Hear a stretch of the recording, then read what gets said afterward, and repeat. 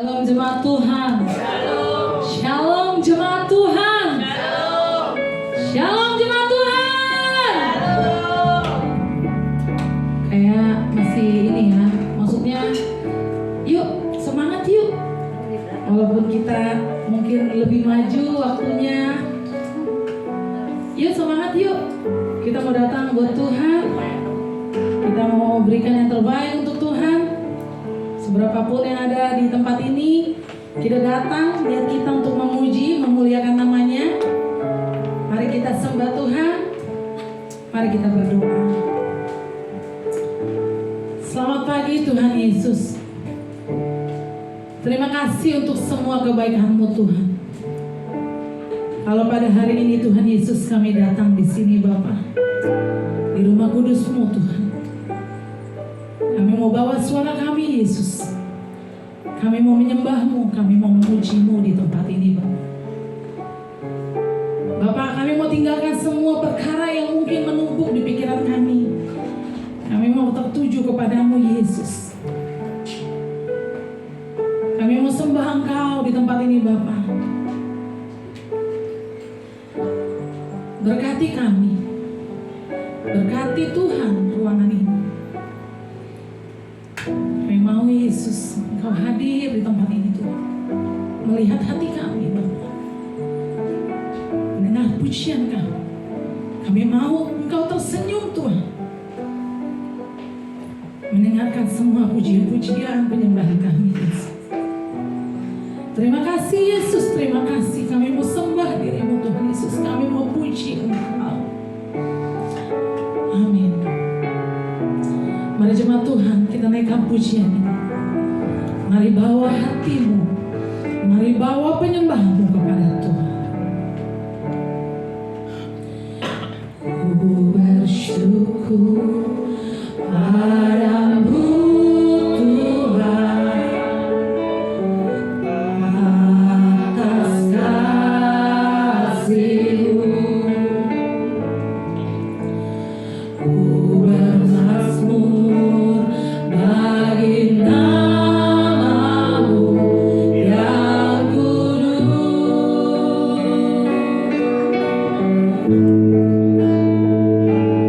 Sebab Engkau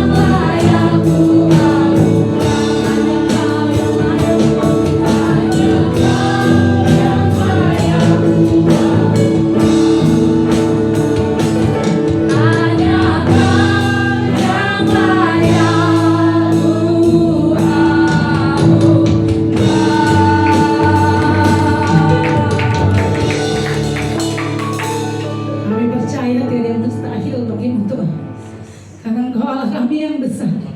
Apapun yang mungkin boleh kami pikirkan, yang mungkin hari ini membuat kami lemah, kami percaya kalau kami datang kepadamu, tidak ada yang mustahil, Yesus. Apapun perkara kami punya Tuhan yang besar. Amin. Mari jemaat Tuhan, mari bersuka cita. Mari kita naikkan pujian ini.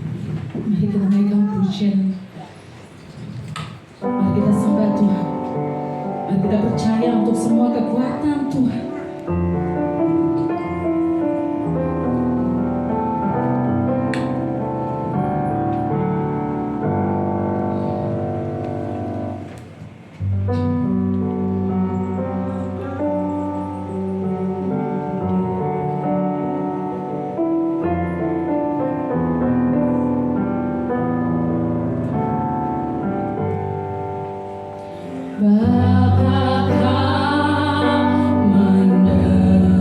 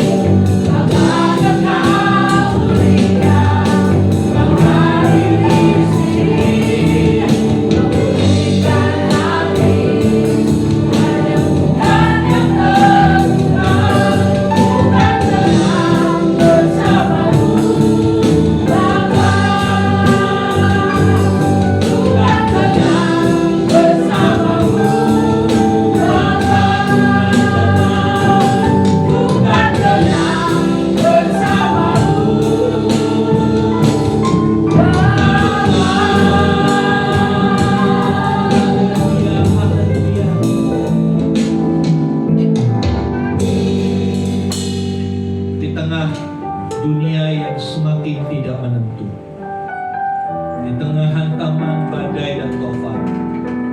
Kami akan tenang bersama-Mu ya Bapa. Karena kuasa-Mu, karena kehadiran-Mu di tengah kami, itu sanggup menghentikan badai. Terima kasih Tuhan untuk pagi hari ini. Kami siapkan hati kami siapkan seluruh konsentrasi kami untuk kami mendengar.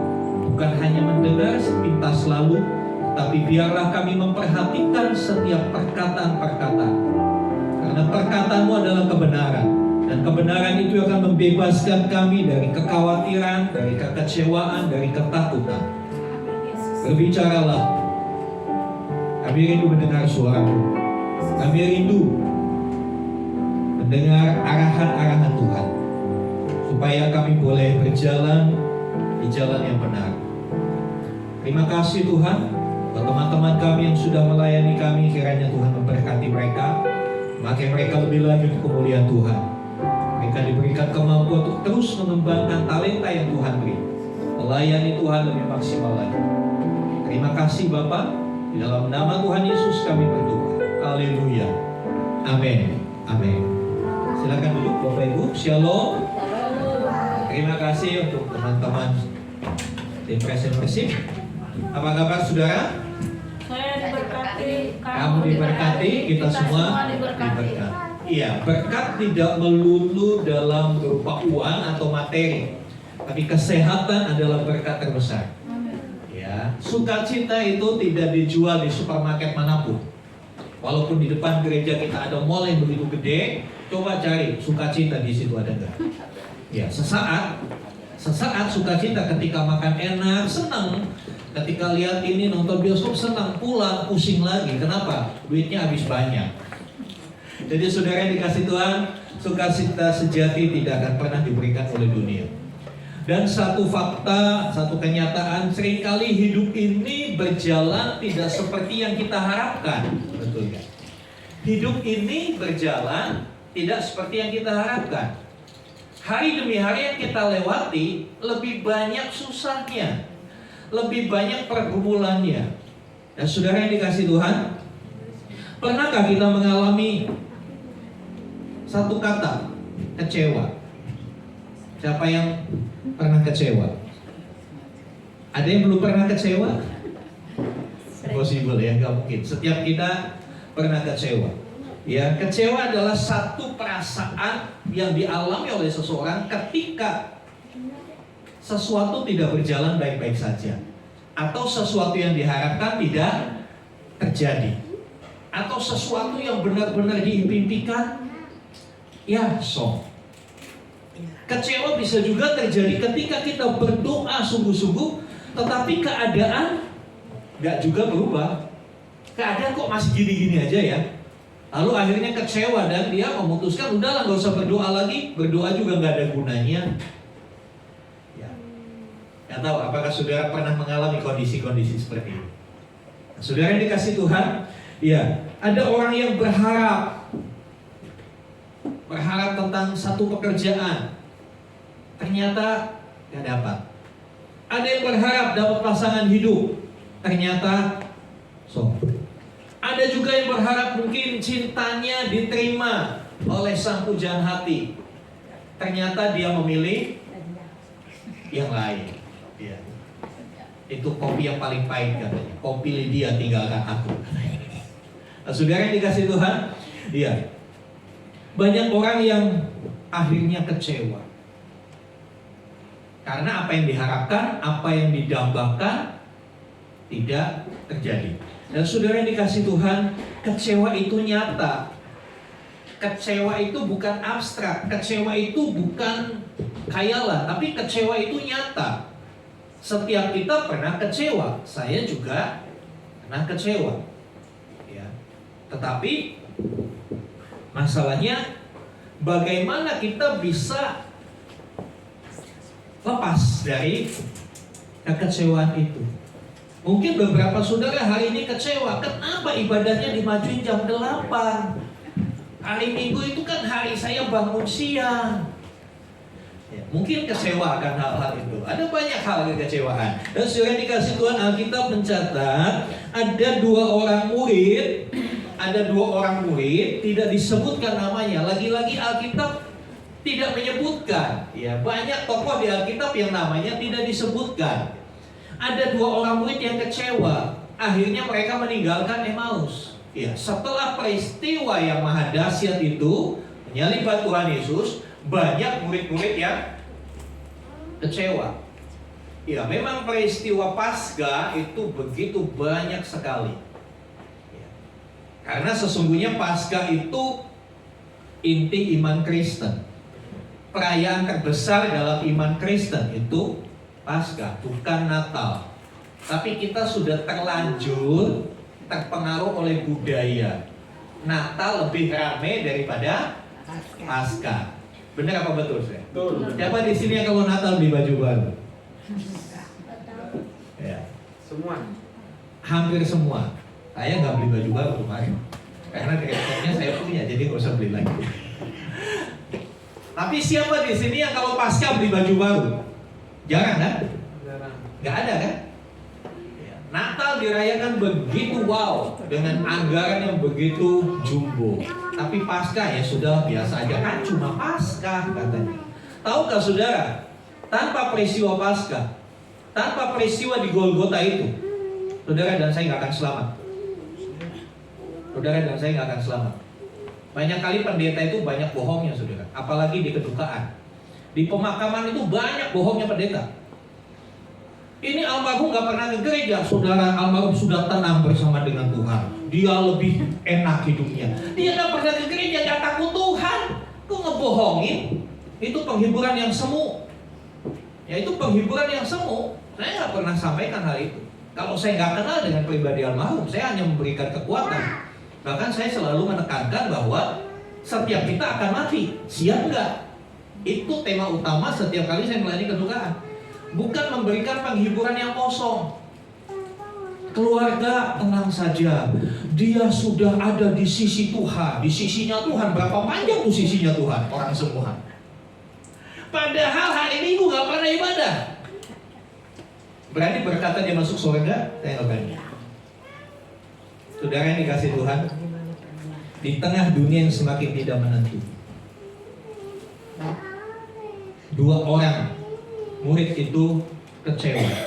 Kenapa mereka kecewa? Di dalam Lukas pasal yang ke-24 kisahnya ya. Lukas 24. Ya, kita baca dulu deh supaya saudara punya pemahaman. Lukas 24, agak panjang pembacaan kita dari ayat yang ke-13. Lukas 24 ayat 13. Demikian firman Tuhan. Pada hari itu juga 2 orang dari murid-murid Yesus pergi ke sebuah kampung bernama Emmaus yang terletak kira-kira 7 mil jauhnya dari Yerusalem. 7 mil itu kurang lebih 11 kilo kalau dikonversikan jarak dengan kilometer. Kurang lebih 11 kilo. Dan mereka bercakap-cakap tentang segala sesuatu yang terjadi. Apa segala sesuatu yang terjadi? Peristiwa penyaliban Tuhan. Ya, peristiwa penyaliban Tuhan. Mereka bercakap-cakap padahal peristiwanya udah lewat. Mereka masih ngobrolin. Itu jadi trending topik pada waktu itu di kalangan orang-orang di Yerusalem. Dan kalau kita tahu Yerusalem pada waktu itu dan sampai hari ini menjadi pusat kehidupan rohani orang-orang Yahudi. Pusat kehidupan rohani orang-orang Yahudi. Kita lanjut membaca.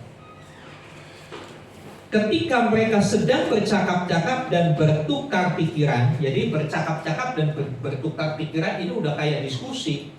Udah gak cuma ngomong, tahu nggak di Aeon ada diskon loh. Baju diskon 70 plus 20. Bukan cuma itu percakapan yang tipis ya. Kalau dikatakan bercakap-cakap dan bertukar pikiran, ini temanya tema berat. Betul nggak saya? Temanya tema berat. Kemudian datanglah Yesus sendiri mendekati mereka. Yang diobrolin datang. Ya pasti mereka lagi ngobrolin peristiwa penyaliban itu. Ketika mereka lagi asik-asiknya bercakap-cakap, dikatakan Yesus sendiri datang. Datanglah Yesus sendiri mendekati mereka, lalu berjalan bersama-sama dengan mereka. Ya bahasa zaman sekarangnya lagi 2 orang jalan ngobrol, wah ya mungkin nggak begitu gini-gini gitu kan. Tiba-tiba Tuhan Yesus nimbrung. Bahasa sekarangnya itu nimbrung, ikut.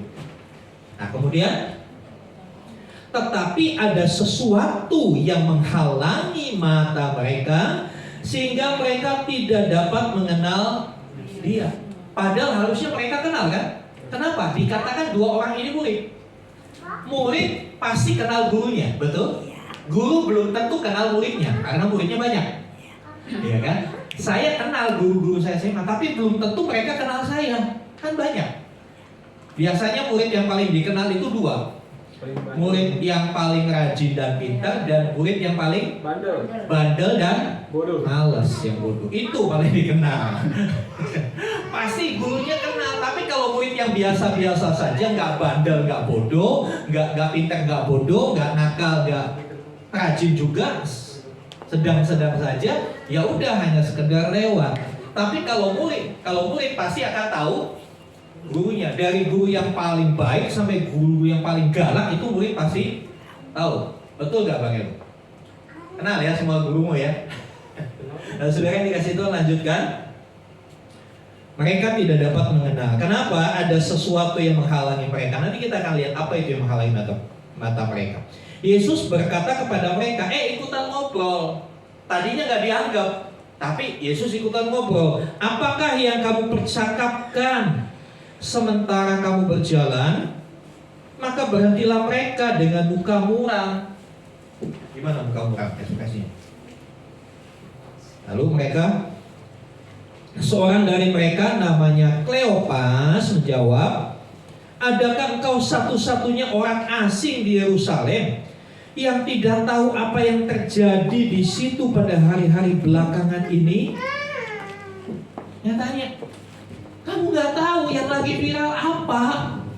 Kalau bahasa sekarang ya, apakah kamu baru datang? Kamu orang asing, kamu nggak tahu yang lagi viral apa? Lalu lanjut, ya. Katanya kepada mereka, apakah itu? Apa itu? Ya. Jawab mereka, apa yang terjadi dengan Yesus orang Nazaret? Dia seorang nabi yang berkuasa dalam pekerjaan dan perkataan di hadapan Allah dan di depan seluruh bangsa kami. Tetapi imam kepala dan pemimpin-pemimpin kami telah menyerahkan dia untuk dihukum mati, dan mereka telah menyalibkannya. Padahal kami dahulu, perhatikan ayat 21, padahal kami dahulu apa? Mengharapkan bahwa dialah yang datang untuk membebaskan bangsa Israel. Tetapi sementara itu telah lewat 3 hari sejak semuanya itu terjadi. Tetapi beberapa perempuan dari kalangan kami telah mengejutkan kami. Pagi-pagi buta mereka telah pergi ke kubur dan tidak menemukan mayatnya. Lalu mereka datang dengan berita bahwa telah kelihatan kepada mereka malaikat-malaikat yang mengatakan bahwa ia hidup. Dan beberapa teman kami telah pergi ke kubur itu dan mendapati bahwa memang benar yang dikatakan perempuan-perempuan itu, tetapi dia tidak mereka lihat. Saudara yang dikasih Tuhan, jadi ketika Tuhan Yesusnya pura-pura dia nggak menyatakan dirinya, dia bilang, kamu ngomong apa sih di jalan? Seru banget. Kalau diterjemahkan dalam bahasa sekarang ya, kalian ngomong apa sih di jalan? Seru banget. Oh kan? Lu nggak tahu? Yang lagi viral lu nggak tahu? Apa? Lalu mereka cerita. Ada seorang yang namanya Yesus. Dia berkuasa dalam perkataan, dalam perbuatannya. Tetapi imam-imam kepala, pemimpin-pemimpin kami menangkap dan menghukum mati. Ada kata-kata begini tadi saudara. Padahal kami mengharapkan. Padahal kami mengharapkan. Jadi rupanya 2 orang ini mengalami kekecewaan. Harapannya tidak terjadi. Berapa banyak di antara kita yang mengharapkan sesuatu tapi nggak terjadi. Ya.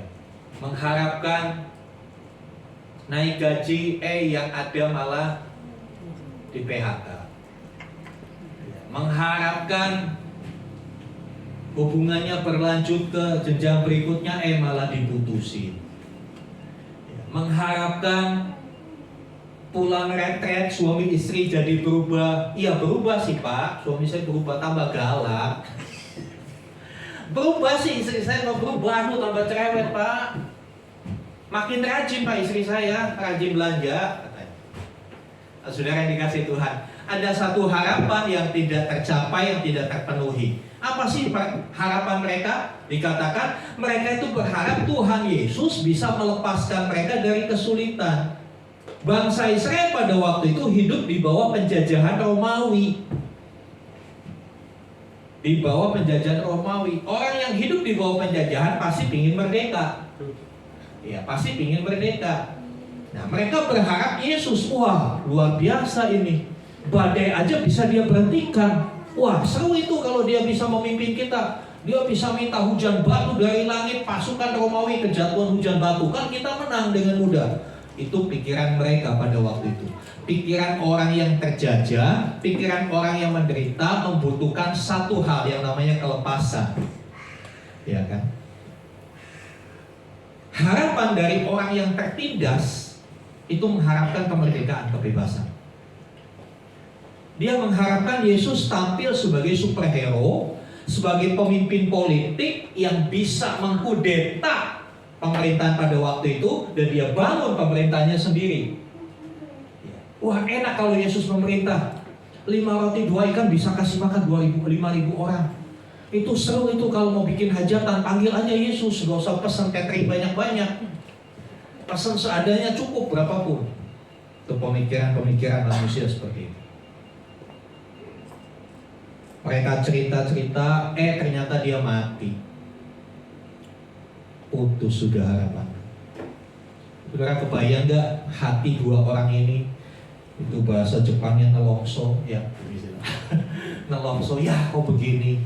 Ya kok tidak sesuai dengan apa yang diharapkan. Nah, saudara yang dikasih Tuhan, ya, bagi mereka, ya Yesus mati.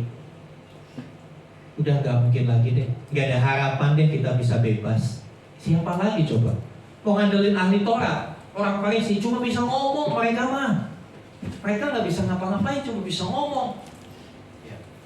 Mereka berkoalisi lagi sama pemerintahan Romawi, menindas kita. Ya.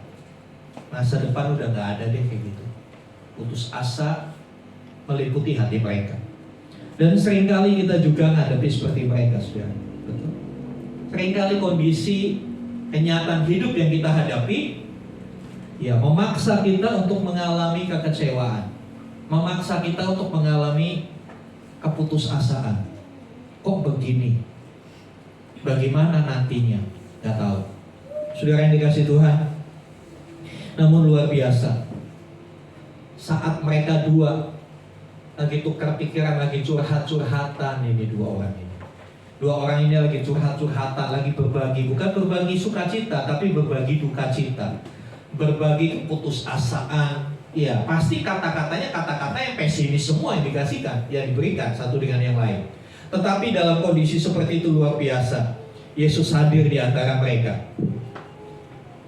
Nggak tahu tiba-tiba Yesus muncul aja. Coba kita lihat lagi tadi, kita balik ke ayat yang ke-15.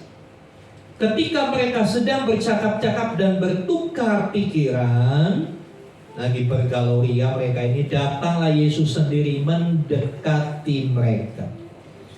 Datanglah Yesus sendiri mendekati mereka. Mereka lagi ngobrol, membagi kegundahan, kegalauan hatinya. Yesus sendiri mendekati mereka. Saudara yang dikasih Tuhan, hari ini kita belajar. Ternyata dalam keadaan apapun, mata Tuhan selalu mengawasi kita. Dia tahu ketika kita galau. Dia tahu ketika kita sedang putus asa. Ketika dia hilang, ketika kita sedang hilang pengharapan, dia tahu. Mata Tuhan melihat. Bukan cuma melihat. Jadi CCTV Tuhan itu di mana-mana, saudara. Dia bukan cuma mengamati kita. Dia bukan cuma lihat doang, tapi dia bertindak. Dia bertindak, dia datang sendiri mendekati mereka. Garis bawahi kata mendekat. Tuhan Yesus Setelah melihat kita, dia nggak tunggu, ya udah tunggu aja dia datang. Enggak. Tapi Tuhan Yesus yang mendatangi kita. Luar biasa. Begitu care-nya dia sama kita. Begitu perhatiannya dia sama kita. Begitu ngertiin banget dia kondisi kita. Dia datang mendekati mereka. Ya, datanglah Yesus sendiri mendekati mereka. Kedua murid itu tadi sedang kecewa, sedang galau, sedang bingung, kehilangan arah, sehingga udahlah pulang kampung aja yuk. Pulang kampung aja, gak ada harapan di sini. Ya, makin susah. Ya, Tuhan Yesus tidak menunggu mereka kembali kepadanya. Tuhan Yesus tidak menunggu mereka di Yerusalem, tapi justru Tuhan Yesus mendatangi mereka. Ya, Tuhan Yesus yang lebih dulu mendatangi mereka. Tuhan Yesus yang lebih dulu mendekat kepada mereka. Saudara yang dikasihi Tuhan, Tuhan tidak pernah menjauh saat kita lemah. Mungkin ketika kita lemah, teman-teman kita menjauh. Ya, saudara kita nggak peduli lagi ketika ekonomi kita mulai melemah. Ya, itu wajar, itu duniawi banget. Ya, itu duniawi banget. Kalau kita mulai turun ekonominya, ya udah, teman-teman mulai menjauhi. Tapi begitu kita ekonominya moncer, naik, ya, kerjaannya bagus, dipromosikan, wah banyak temannya tuh yang tadinya nggak pernah nyapa tiba-tiba so akrab gitu kan. Tapi Tuhan nggak kayak gitu, saudara. Tuhan bukan seperti manusia yang melihat keberadaan kita. Ya, Dia tidak menjauh saat kita lemah. Dia tidak meninggalkan kita ketika kita jatuh. Ketika kita jatuh, banyak yang meninggalkan. Bahkan ketika seorang hamba Tuhan besar jatuh, dalam percinan, dalam apa, udah semua teman-temannya jemaatnya bubar semua. Tapi apakah Tuhan meninggalkan dia? Tidak. Dia tetap datang. Dia mengangkat kembali kita yang jatuh. Dia mengangkat kembali kita yang begitu lemah. Bahkan ketika kita sudah tidak mampu berdiri lagi, maka Dia menggendong. Amin. Dia menggendong, saudara. Sadari kasih-Nya begitu besar. Ya, justru di titik terendah kita, ketika kita ditinggalkan semua orang, disitulah titik terdekat kita dengan Tuhan. Di titik terendah kita, disitulah Tuhan datang menghampiri kita. Saudara yang dikasihi Tuhan, mungkin hari ini kita sedang kecewa dengan keluarga, sedang kecewa dengan pekerjaan kita, sedang kecewa dengan pelayanan kita mungkin, sedang kecewa dengan sakit penyakit kita. Kok gak sembuh-sembuh sih Tuhan, kok begini terus? Satu hal, saudara, Tuhan ada dekat dengan, Tuhan berjalan dengan, Tuhan mendekati.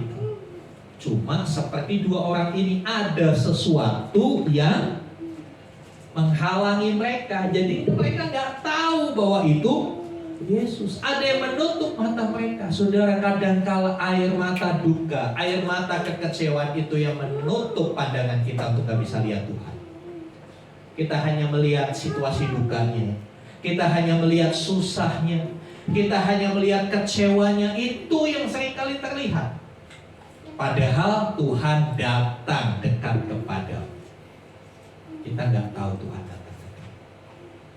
Dua orang itu bilang, lu siapa, lu nggak tahu. Padahal yang lagi diomongin dia. Aneh kan? Ya, seringkali kita begitu. Kita fokus sama masalah, fokus sama kesulitan, fokus sama sakit hati kita, fokus sama kecewa kita. Kita nggak bisa menemukan Tuhan. Bahwa ternyata Tuhan itu begitu dekat dengan kita. Saudara yang dikasih Tuhan, waktu anak-anak saya masih kecil, waktu anak saya mulai belajar sepeda, saya nggak pernah biarin mereka main sendiri. Dari jauh saya lihat, sambil senyum. Kalau dia jatuh, apa yang saya lakukan sebagai seorang ayah? Saya kejar, saya dekati, saya bangunkan dia, saya hiburkan dia. Gak apa-apa. Ayo semangat lagi, kamu bisa naik sepeda. Ayo, mana lukanya, dibersihin. Saudara, Bapa kita yang di surga lakukan itu dalam hidupmu dan hidupmu. Ketika dalam perjalanan hidupmu kau tersandung dan jatuh, Dia tidak meninggalkan kau. Dia datang kepadamu, Dia pegang, Dia tepuk bahumu, tetap kuat ya kan. Jangan menyerah ya nak. Bangkit lagi, kamu pasti bisa menghadapi pergumulan ini. Kamu pasti bisa lewati kesulitan. Ayo nak, aku bantu engkau berdiri. Oh, terpujilah Tuhan. Terpujilah Tuhan yang begitu besar kasihnya ke kita. Orang ketika lihat jatuh, diketawain, betul ya? Ya kan? Sahabat sendiri kadang-kadang kalau kita jatuh diketawain, rasain lu katanya. Lalu muncul kata-kata penghakiman. Makanya jadi orang jangan sombong, bla bla bla bla bla. Tapi ketika Tuhan menghampiri kita dengan kasih-Nya, Dia membangkitkan semangat kita. Ingat, apapun kondisi saudara hari ini, Dia datang mendekat kepadamu. Dia datang mendekat kepadamu. Saudara yang dikasihi Tuhan, selanjutnya setelah mereka cerita bla bla bla bla bla, perhatikan ayat 25. Lalu Ia berkata kepada mereka, hai kamu orang bodoh, betapa lambannya hatimu, sehingga kamu tidak percaya segala sesuatu yang telah dikatakan para nabi. Bukankah Mesias harus menderita semuanya itu untuk masuk ke dalam kemuliaan? Lalu Ia menjelaskan kepada mereka apa yang tertulis tentang Dia dalam seluruh kitab suci, mulai dari kitab Musa dan segala kitab nabi-nabi. Saudara yang dikasihi Tuhan, setelah mereka puas menceritakan semuanya, Tuhan Yesus mulai mengambil peran. Dikatakan Dia menceritakan, Dia menyampaikan kembali. Ya, apakah mereka nggak pernah dengar apa yang dikatakan kitab suci tentang Mesias? Mereka tahu, tapi mereka salah paham, mereka gagal paham. Akhirnya mereka kecewa. Di titik kekecewaan itu, Tuhan datang. Tuhan datang bukan hanya menghibur, tapi Tuhan datang untuk memulihkan kita. Bagaimana caranya memulihkan? Yang salah dibenerin, yang salah dibenerin. Dulu waktu saya SMA, setiap beda ya sistem pendidikannya. Dulu waktu saya SMA, setiap kali selesai ujian, tahu ujian tengah semester atau ujian akhir, setelah ujian itu tetap masuk sekolah, tetap tidak ada pengurangan jam pelajaran. Ngapain? Soal ujiannya dibahas lagi. Soal ujiannya dibahas lagi. Jadi kita tahu kenapa kita salah. Misalnya matematika, dulu 5 kali 5 ditulis 20. Salah kan? Salah, dibahas lagi di kelas. Nih 5 kali 5 itu 25, bukan 20. Dikasih tahu sama gurunya. Akhirnya kita ngerti, oh iya saya salah. Setelah kita tahu apa yang salah, baru ada perbaikan.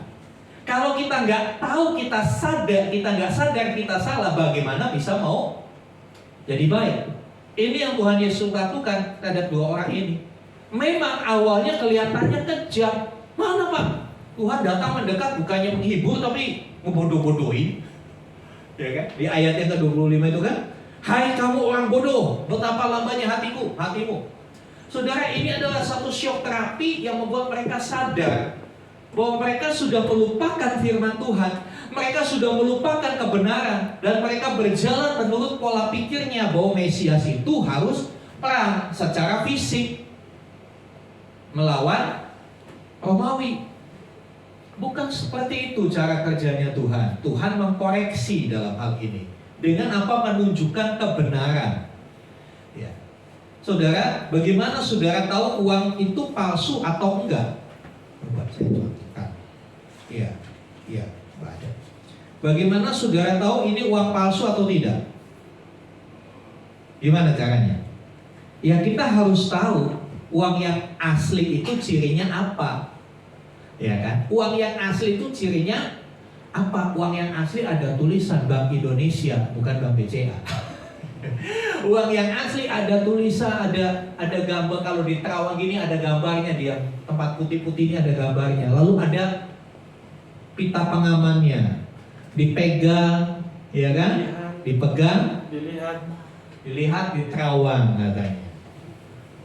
Kita nggak perlu cari tahu uang palsu cirinya apa.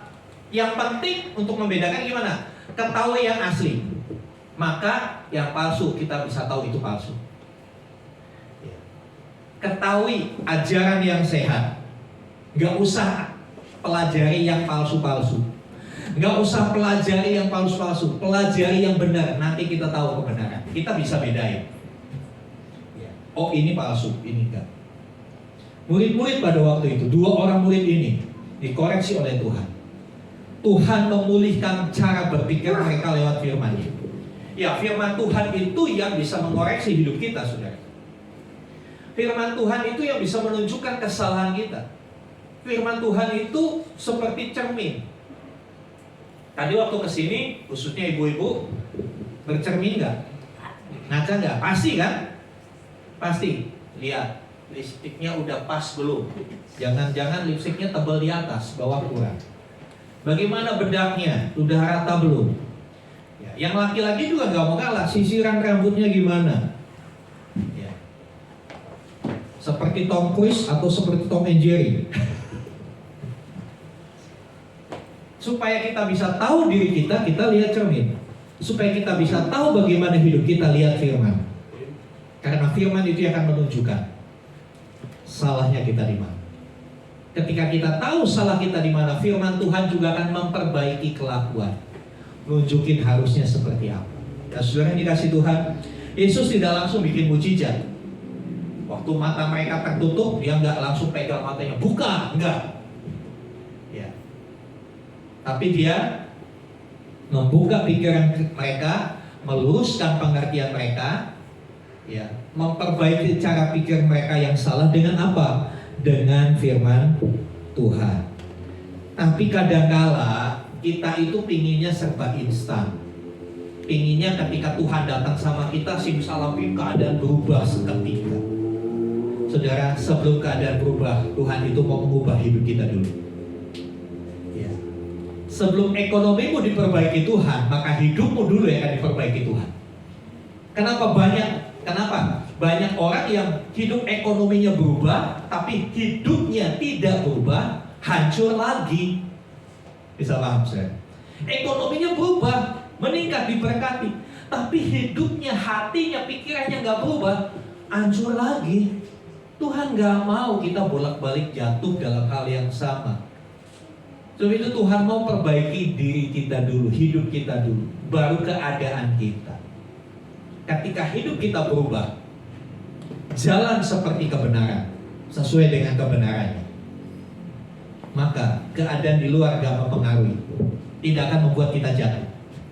Kalau kita sudah hidup dalam kebenaran.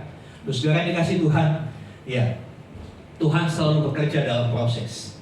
Dia gak pernah instan, seperti bikin kopi, 3 menit siram jadi makan. Ya, Tuhan bekerja dalam proses. Ya, Tuhan melihat keseluruhan hidup kita, bukan bagian demi bagian, seluruh hidup kita.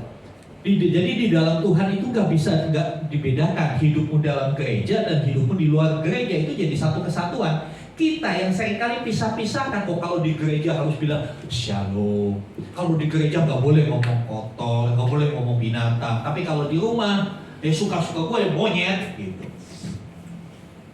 Di hadapan Tuhan, hidup kita yang satu kesatuan, gak bisa dipisahkan. Ini di gereja, ini di luar, ini di tempat bisnis. Perhatikan, itu satu kesatuan. Kita gak bisa pakai kosmetik. Kemarin kita sudah belajar. Di gereja pakai kosmetik, ngomongnya shalom, lembah lembut. Di luar, wah, kayak harimau. Terus sekarang dikasih Tuhan. Iya, firman Tuhan itu seperti GPS, menunjukkan arah yang benar buat kita. Tapi tergantung GPS-nya udah benar, kitanya ngikutin enggak, kitanya fokus enggak. Kalau kitanya enggak fokus, ya tetap bisa nyasar. Berapa banyak kita pakai GPS tetap nyasar kan? Kenapa? Kita enggak fokus. Enggak tahu lagi mikirin apa, GPS-nya bilang belok kiri, kita belok kanan. Ya muter lagi. Nah, saudara yang dikasih Tuhan, Tuhan memperbaiki hidup kita. Ketika kita kecewa, ketika kita galau, ketika kita putus asa, yang diselesaikan Tuhan itu bukan apa yang kita hadapi, tapi yang dikerjakan Tuhan dulu itu hati kita, hidup kita. Di reset ulang supaya hidup ini on the track dengan Tuhan, di jalannya Tuhan, sesuai dengan kebenarannya. Nah, saudara yang dikasih Tuhan, ayat selanjutnya berkata, ya, ayat 27, lalu ia menjelaskan kepada mereka, jadi diajarin lagi. Ayat 28, mereka mendekati kampung yang mereka tuju, lalu mereka berbuat seolah-olah hendak meneruskan lalu ia berbuat seolah-olah hendak meneruskan perjalanan. Udah sampai kampung, udah sampai tujuan. Tuhan Yesus mau terus. Nah, 2 orang itu udah sampai, ya. Tetapi mereka sangat mendesaknya, katanya, tinggallah bersama-sama dengan kami, sebab hari telah menjelang malam dan matahari hampir terbenam. Lalu masuklah ia untuk tinggal bersama-sama dengan mereka. Waktu ia duduk makan dengan mereka, ia mengambil roti, mengucap berkat, lalu memecah-mecahkannya dan memberikannya kepada mereka. Perhatikan ayat 31. Ketika itu terbukalah mata mereka dan mereka pun mengenal Dia. Ada satu titik setelah kebenaran disampaikan, setelah 2 orang ini terima kebenaran, hatinya berubah, hatinya penuh semangat, gak galau lagi. Apa buktinya? Mereka tahan Tuhan Yesus. Udah singgah dulu, mampir dulu, udah malam ini, besok aja lanjutnya, udah mampir dulu. Tuhan Yesus ngikuti mampir. Dia makan bersama ketika memecahkan roti. Ketika memecahkan roti, dikatakan ayat yang ke-31, ketika itu terbukalah mata mereka. Tadi ada yang nutupi, sekarang terbuka. Saudara yang dikasih Tuhan, mereka akhirnya mengenal Tuhan ketika mereka masuk dalam persekutuan. Perhatikan, mereka berdua ini akhirnya kenal bahwa itu adalah Yesus. Bagaimana sampai titik matanya terbuka, menerima kebenaran, membuka diri untuk bersekutu dengan Tuhan Yesus. Tahan Tuhan Yesus. Tuhan, jangan pergi Tuhan, tinggal dengan kami, tinggal dengan kami Tuhan. Di situ mata mereka terbuka.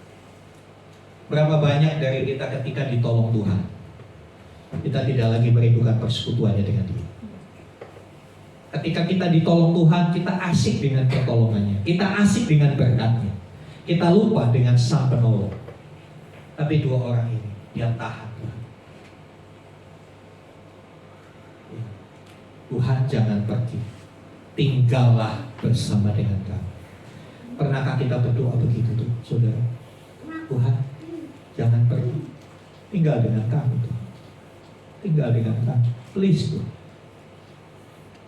Kadangkala kita terlalu mengabaikan yang namanya persekutuan dengan Tuhan.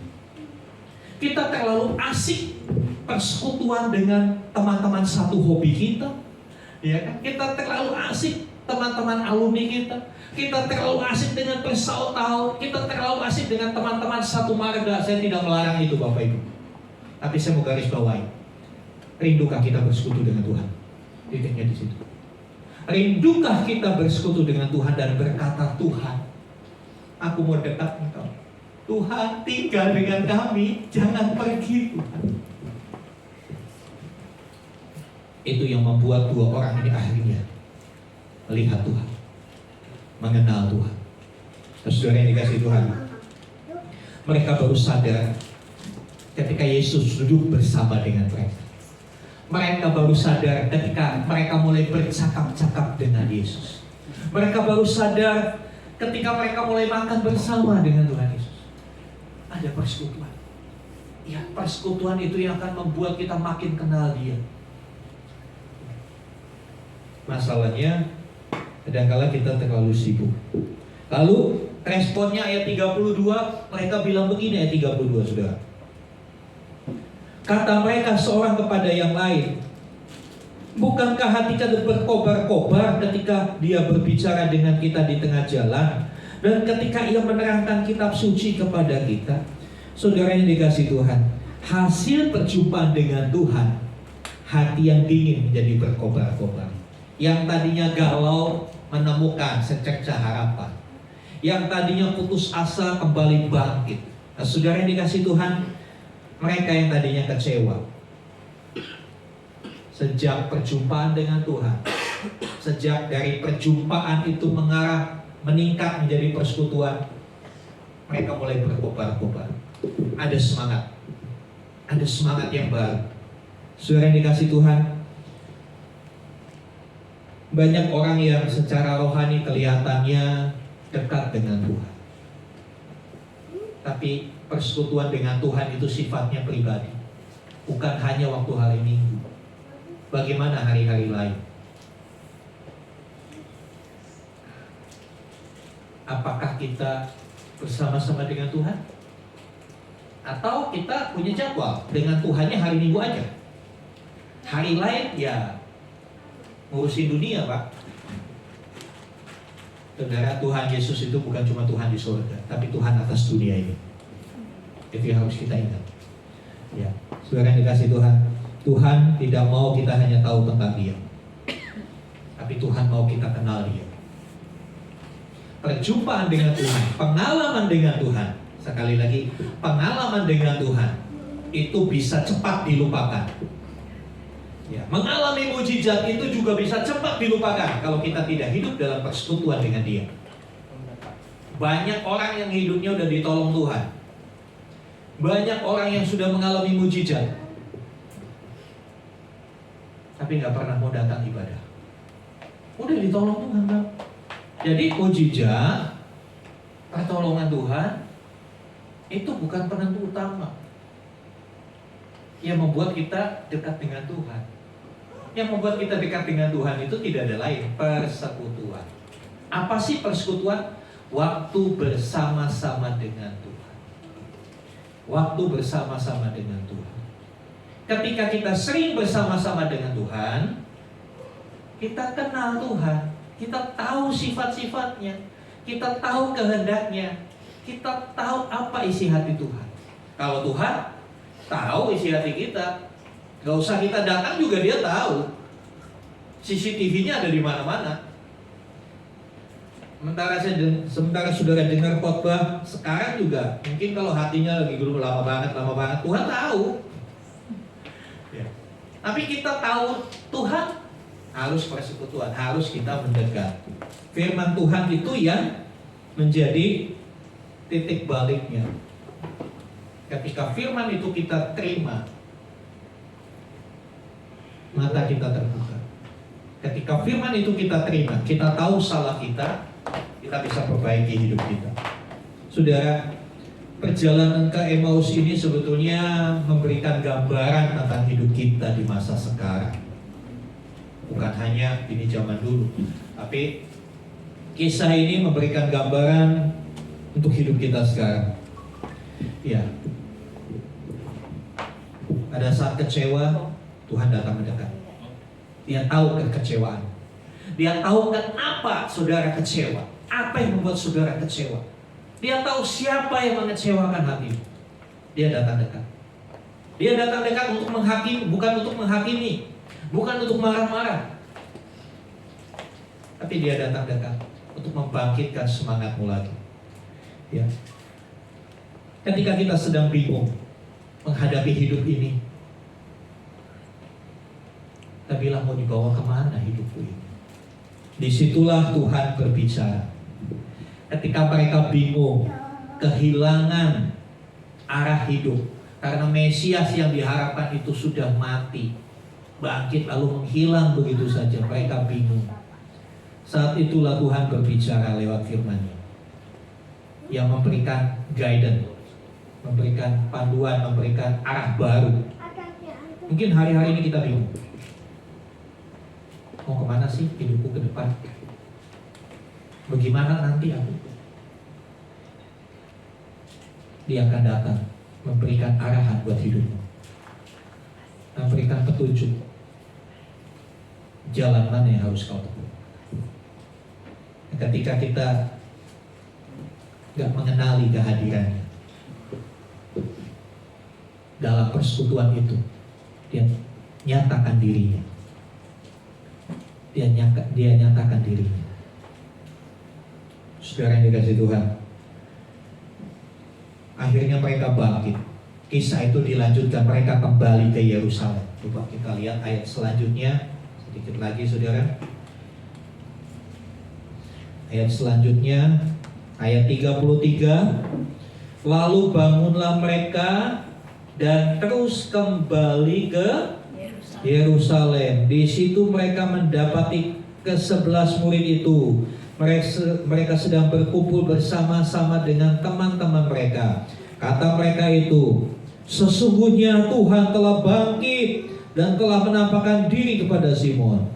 Lalu kedua orang itu pun menceritakan apa yang terjadi di tengah jalan dan bagaimana mereka mengenal dia pada waktu ia memecah-mecahkan roti. Perhatikan, tadinya mereka tinggalkan Yerusalem ke Emmaus. Setelah jumpa Tuhan, dia kenal Tuhan. Oh, dia balik lagi. Dia balik lagi dan mulut mereka tidak pernah berhenti. Mereka menceritakan pengalaman itu. Bagaimana dengan saudara dan saya?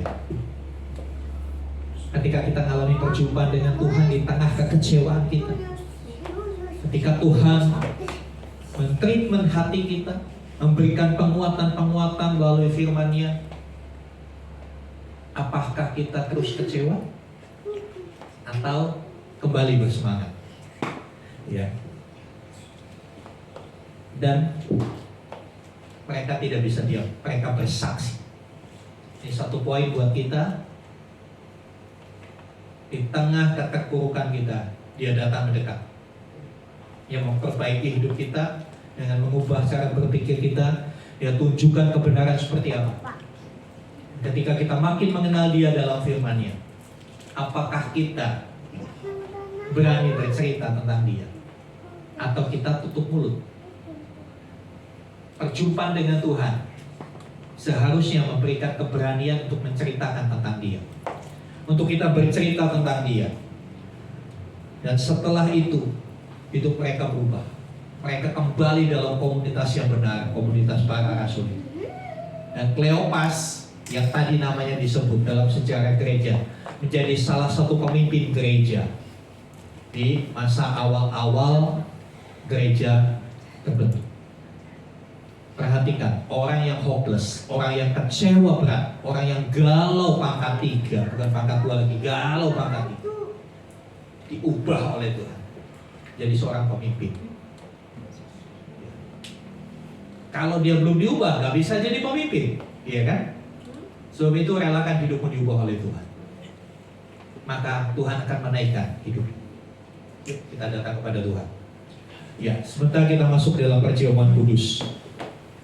Perjamuan kudus biarlah menjadi satu momen kita mengalami perjumpaan dengan Tuhan. Kita di-remind, diingatkan kembali. Ya, saya undang tim Kasih Worship kembali ke posisi. Ya, biarlah perjamuan kudus yang sebentar kita akan nikmati mengingatkan kita kembali akan karyanya dalam hidup kita. Mengingatkan kita kembali akan setiap firman yang mungkin sudah kita lupakan. Haleluya. Haleluya. Kita naikkan pujian tadi ya, 3.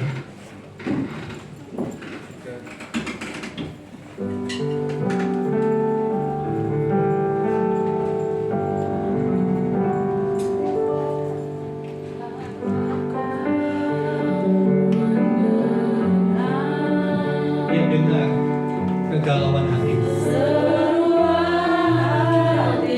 Mungkin saudara gak ngomong siapa-siapa, tapi dia dengar apa yang ada dalam hati.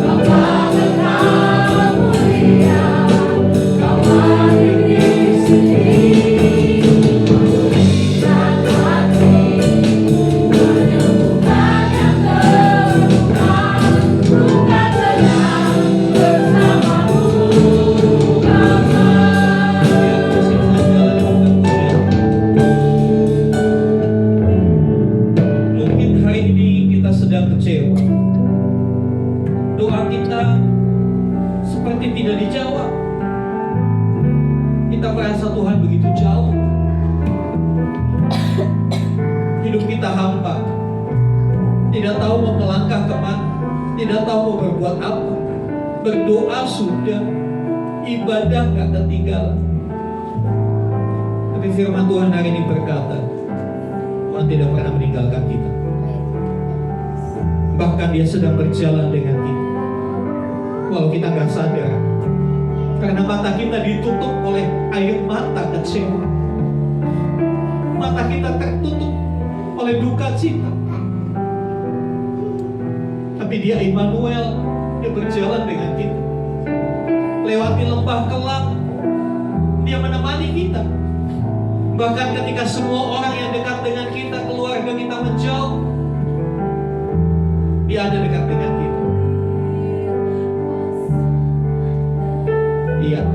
Dia sedang memulihkan iman kita.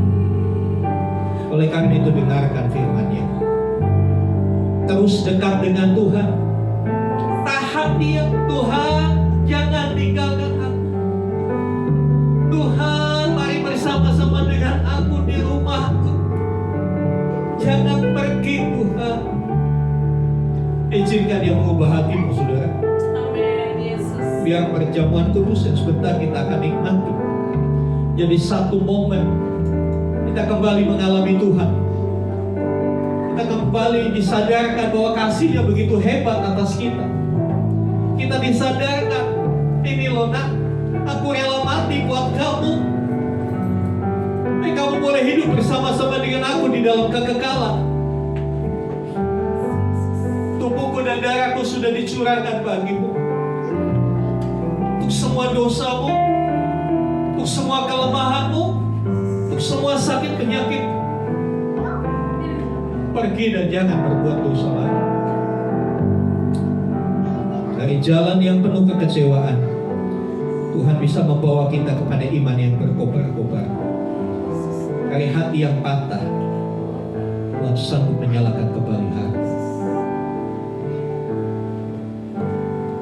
Mengalir kuasa dari tempat yang tinggi. Tuhan kemuliaan, Kau hadir di sini. Berikan hati penyembuhan yang terluka, bukan tenang bersamamu.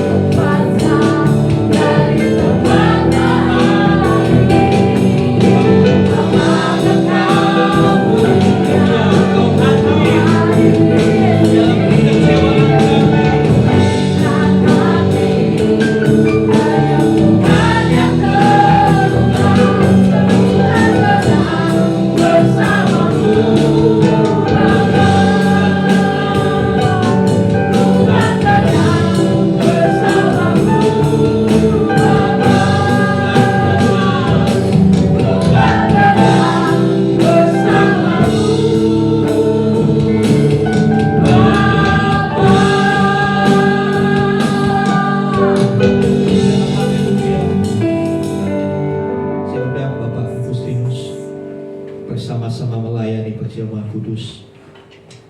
Ambil waktu Bapak Ibu, hampiri Tuhan. Dia pribadi berkata-kata kepada Tuhan. Katakan apa yang kau rasakan hari ini, apa yang kau alami hari ini. Haleluya, haleluya.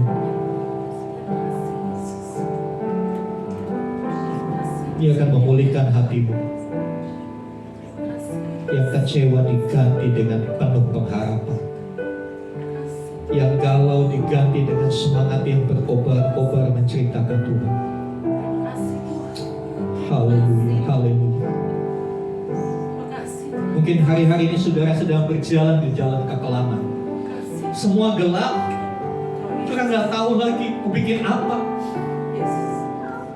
Saudara udah berusaha, tapi gagal dan gagal lagi. Yesus. Saudara minta tolong pada orang, Yesus. tapi kau hanya mendapatkan kekecewaan kembali. Yesus. Hari ini dengar baik. Tuhan hadir dalam tubuh dan darahnya. Dia sudah mati bagi hidup. Amin Tuhan. Apakah dia tidak sanggup menolong engkau? Amin Tuhan. Apakah dia tega membiarkan engkau terjatuh? Yesus. Tidak. Saat ini dia mendatangimu, Yesus. mengangkatmu lagi, Yesus.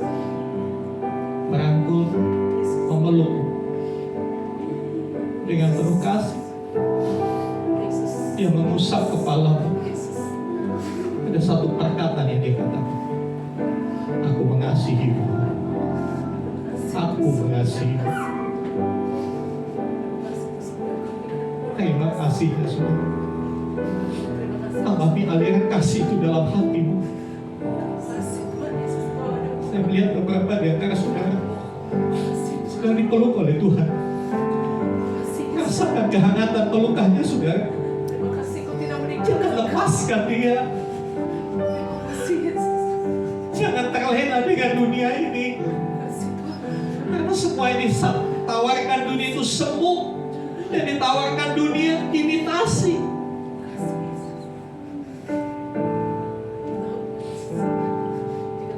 Nikmati pelukannya pagi siang hari ini.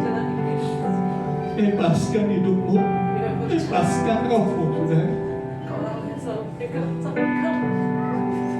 Di tengah kami ada tubuh dan darah-Mu Tuhan dalam bentuk roti dan anggur. Sucikan, kuduskan, boleh menjadi sarana kehadiran-Mu di tengah umat-Mu, di dalam hidup kami, supaya kami diingatkan terus akan apa yang kitab suci katakan, bahwa Yesus Kristus telah mati bagi segala dosa kami. Tetapi pada hari yang ketika Dia bangkit mengalahkan maut, kebangkitannya itu juga akan membangkitkan kita dari setiap keterpurukan. Kebangkitannya akan membangkitkan kita dari kuasa dosa dan maut. Yang kecewa diganti dengan pengharapan yang baru, semangat yang baru, iman yang kuat. Biarlah setiap kita ketika kita menerima tubuh dan darah Tuhan, meyakini bahwa persekutuan dengan Tuhan itu akan membuat kita makin mengenal pribadinya, makin mengalami Dia. Sebab itu jemaat yang dikasihi Tuhan, terimalah tubuh dan darah Tuhan.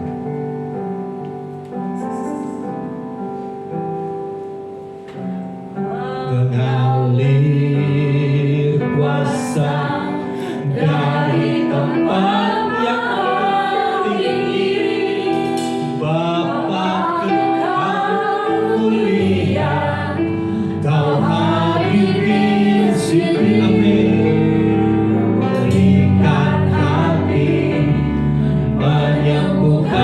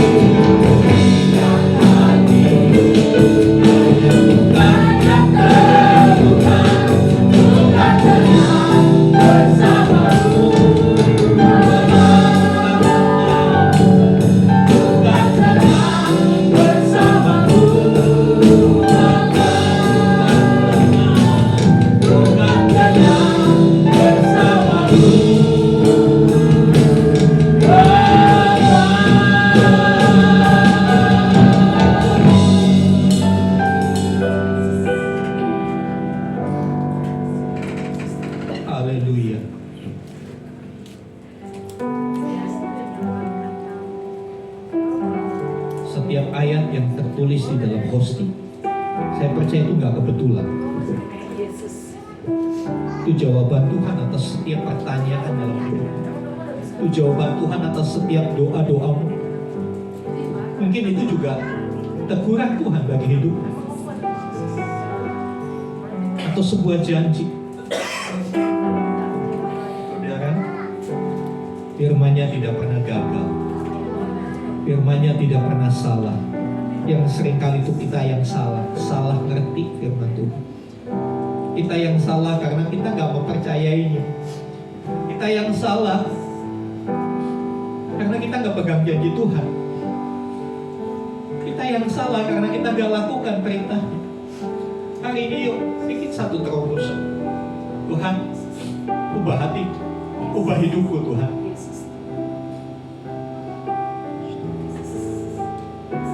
Haleluya. Setelah saudara baca ayat yang tertulis di host itu, tarik angkat tinggi host itu. Hormat itu Tuhan, saudara. Dengarkan firman Tuhan. Sebab apa yang telah kuteruskan kepadamu, telah aku terima dari Tuhan, yaitu bahwa Tuhan Yesus pada malam waktu ia diserahkan mengambil roti, dan sesudah itu ia mengucap syukur atasnya, lalu memecah-mecahkannya dan berkata, inilah tubuh yang diserahkan bagi kamu. Perbuatlah ini menjadi peringatan akan kamu. Bukankah roti yang kita akan adalah persekutuan dengan tubuh Kristus?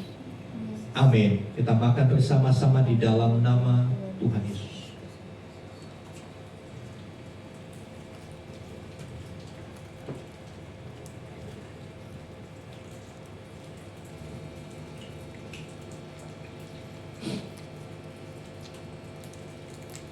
Di kayu salib itu tubuhnya dihancurkan, terkoyak,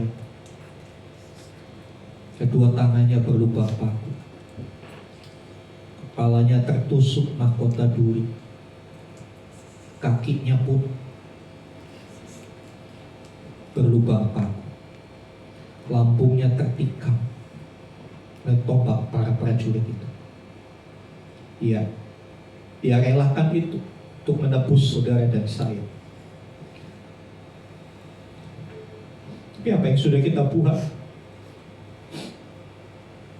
Kadang-kadang kita masih marah sama Tuhan. Kita masih protes.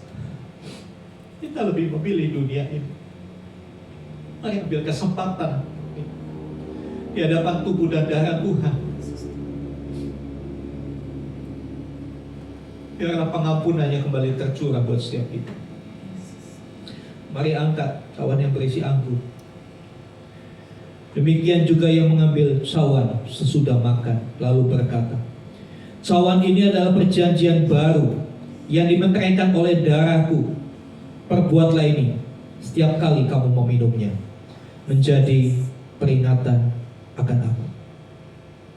Bukankah cawan yang kita angkat, yang berisi anggur, adalah persekutuan dengan darah Kristus? Amin. Kita minum bersama-sama di dalam nama Tuhan Yesus.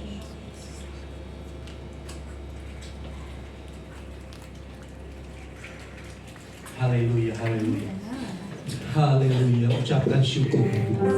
Ucapkan syukur, saudara. Ucapkan syukur. Haleluya, haleluya. Dia hadir dalam kecewamu. Dia ada dalam sakitmu. Dia berjalan bersama dalam keterbatasan dan kekurangan. Dialah Yesus Kristus, Tuhan kita. Tuhan, Dia mau hadir di antara umatnya dan bersama umatnya. Bukan Tuhan yang terlalu jauh di langit sana. Hari ini pun Dia mau hadir, menyertai kita menjalani kehidupan di dunia ini. Haleluya.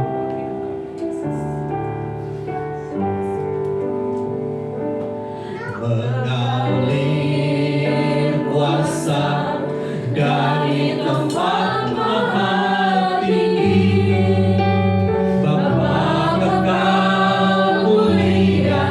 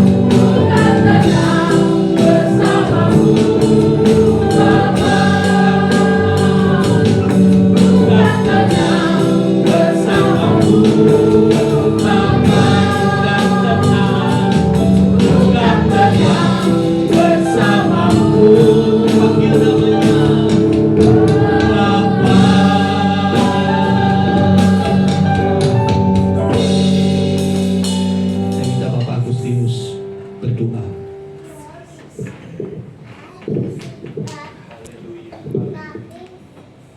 semua mengucap syukur Tuhan buat kesempatan pagi hari ini. Kami boleh melihat bagaimana kami hidup yang sudah kami lalui Tuhan Yesus. Satu yang kami percaya bahwa Tuhan sekali-kali tidak pernah meninggalkan kami. Dengan segala kondisi yang kami alami, tapi Tuhan bersama-sama dengan kami. Pagi hari ini kami dikuatkan kembali dengan kebenaran firman Tuhan Yesus. Sebab Tuhan yang senantiasa tidak pernah terlambat bagi kami. Kami menyadari bahwa kami tidak bisa melanjutkan kehidupan ini tanpa Tuhan bersama-sama dengan kami. Oleh sebab itu Tuhan ampuni setiap dosa dan pelanggaran kami yang kami lakukan di hari yang sudah kami lalui Tuhan Yesus.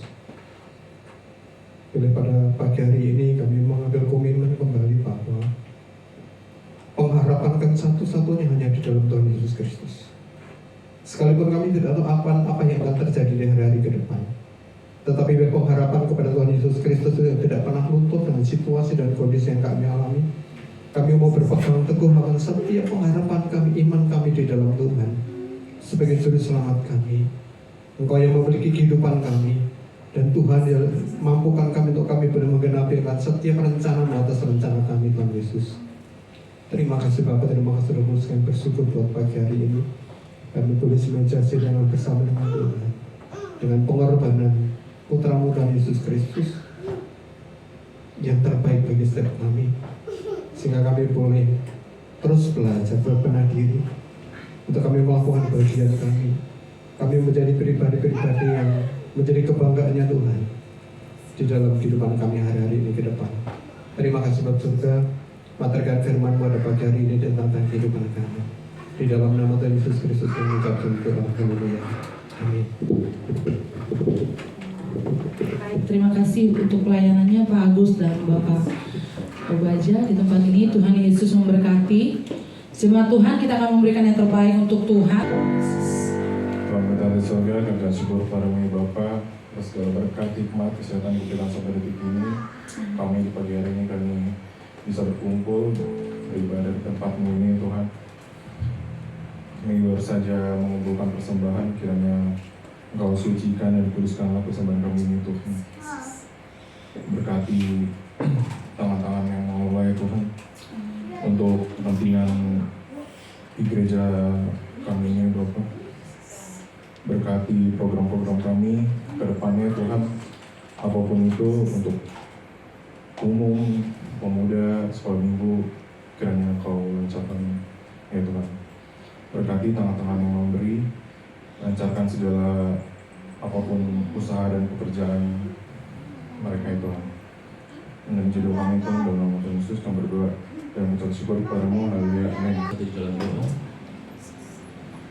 yang baik, kami selalu mengucap syukur Bapa atas hari-hari yang sudah kami lalui. Engkau selalu menuntun langkah-langkah kehidupan kami Bapa. Bapa, pagi hari ini kami sudah mendengarkan firman-Mu. Biarlah firman-Mu ini menjadi rema di dalam kehidupan kami dan dapat kami lakukan di setiap langkah kehidupan kami, agar kami menjadikan cermin di dalam langkah-langkah kehidupan kami ke depannya Bapa. Bapa yang baik, terima kasih Bapa untuk jemaat yang hadir di pagi hari ini yang mempunyai kerinduan untuk lebih mengenal pribadi-Mu Bapa. Berkati juga Bapa setiap jemaat yang tidak bisa dapat hadir di pagi hari ini.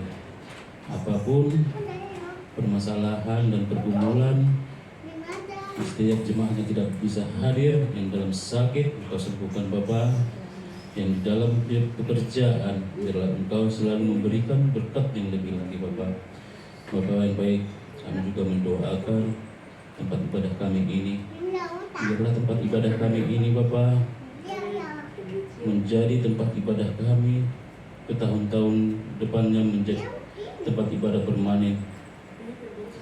Biarlah tempat ibadah ini kami dapat menyicil pembayaran kontrakan ruko ini. Engkau cukupkan Bapa di dalam kekurangan dana kami Bapa. Bapak yang baik, berkati juga Bapak setiap jemaat, apapun usaha dan pekerjaan kami Bapak. Biarlah Engkau memperluas pengalaman di dalam kehidupan kami ini karena kuasa-Mu Bapak. Bapak yang baik, kami juga mendoakan orang tua dari Bapak Gembala kami yang akan dioperasi di hari Senin nanti Bapak. Biarlah Engkau juga Bapak yang mengutus para medis Bapak, yang Kau berkati dan Engkau cukupkan apapun alat-alat yang dipakai untuk mengoperasi nanti Bapak. Dan Engkau pulihkan kembali orang tua dari Bapak Gembala kami ini Bapak. Biarlah Kau berikan juga Bapak kekuatan Bapak untuk Bapak Gembala ini dan Ibu Gembala kami Bapak untuk merawat orang tua ini Bapak.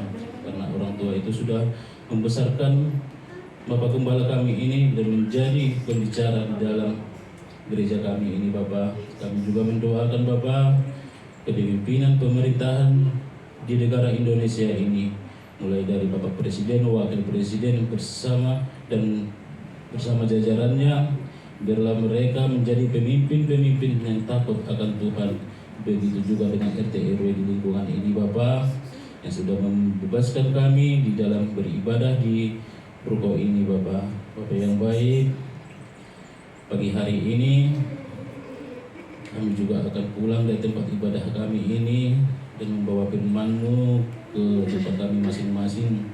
Biarlah firman-Mu itu Bapak dapat kami lakukan di dalam kehidupan kami ini Bapak. Bapak yang baik, kami juga rindu menerima berkat-Mu melalui hamba-Mu. Mari arahkan hatimu kepada Tuhan. Angkat tanganmu. Dan sekarang saudara-saudaraku yang dikasihi Tuhan, terimalah rahmat anugerah dari Bapa yang kekal, dalam kasih karunia Tuhan Yesus Kristus, Tuhan dan Juru Selamat kita satu-satunya. Kiranya penyertaan pengurapan Roh Kudus menyertai setiap kita. Terimalah berkat-berkat jasmani, diberkatilah imanmu, makin berakar, bertumbuh dan menghasilkan buah, dan pengharapanmu makin kuat kepada setiap janji-janji Tuhan. Dan biarlah kasih-Mu semakin nyata pada orang-orang di sekitarmu, sehingga mereka boleh melihat Kristus di dalam hidupmu. Jadilah berkat dimanapun saudara ditempatkan, di lingkungan, di rumah tangga, di sekolah, di pekerjaan, supaya makin banyak orang yang mendengar kisah akan kasih Tuhan. Karena itu saudara-saudaraku, pergilah, jadikanlah semua bangsa muridku, baptislah mereka dalam nama Bapa, Anak dan Roh Kudus. Ajarlah mereka melakukan segala sesuatu yang telah Kuperintahkan kepadamu. Dan ketahuilah Aku menyertai kamu senantiasa sampai kepada akhir zaman. Demikianlah Tuhan Yesus akan datang kembali, menjemput kita, membawa kita masuk ke tempat yang telah Dia sediakan, supaya di mana Tuhan Yesus berada, di situ pun kita boleh berada. Dengan penuh syukur kami terima berkat-Mu ya Bapa, di dalam nama Tuhan Yesus Kristus. Yang percaya katakan amin.